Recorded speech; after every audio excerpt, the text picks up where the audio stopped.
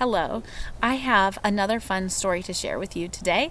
And I often think about this. I often think about how our words came to be because sometimes we have a root word that makes sense, and sometimes we just have a word that sounds like a random word and we're not sure how it came to be. And so today I'd like to talk to you about some of the theories, or actually just one theory, about how the English language came to be like it is.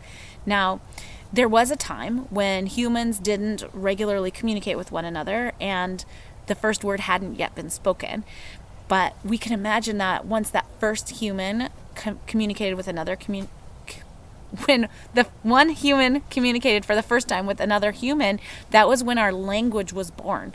And that was the very first word spoken. And so we can think about what that word could have been, or what it could have sounded like, or why that word was so important that became the first word. Now, there's a lot of theories, and we're going to talk about them over the next few weeks. But the first one I want to talk to you about is really funny, or is really fun, because not only is the name of it fun, but the theory behind it is cool too. So the first one I want to talk to you about is called the bow wow theory. And just like it sounds, bow wow, like the sound that a dog makes, this theory of the beginning of language is based on the idea of onomatopoeia. Now that word sounds really long and scary, but what onomatopoeia is it's the idea of a sound that means what it sounds like. So things like kerplunk or achoo, those words sound like what they are. And so the idea of the bow wow theory is that maybe this group of people who started speaking a language saw a certain bird in the sky and they made the sound ka. And it was agreed upon mutually by the people that when they saw that bird, that ka was the name they were going to name that bird, because that's the sound that the bird made. And so there's a lot of really cool words and a lot of really funny words that got their name or their word because of the sound that they make, or that the sound that the person made imitating them. Another fun one, and I always like to think of this one when I'm by moving water, as the babbling of a brook. Babbling is that rushing water sound. Rushing is another one, like rushing water.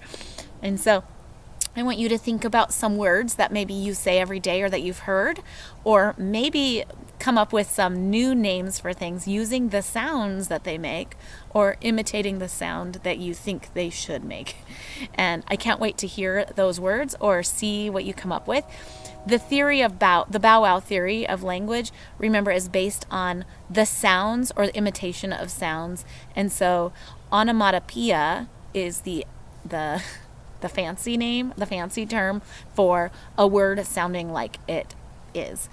If any of you are comic book readers, and especially like the old-fashioned Batmans, bam and pow, all of those words, as they're showing like imitating like the sound of a fight, and they're using those words are onomatopoeia, because bam and pow sound a lot like that.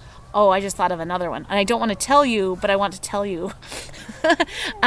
Like crack, or crash, or bang. Okay, I have to stop because I'm just going to give you a whole list of examples, and I want you to come up with that list yourself. I can't wait to see your follow-up for the bow wow theory. Remember, the fancy word for bow wow theory is onomatopoeia. I look forward to what you do, and I will see you next time. Bye-bye.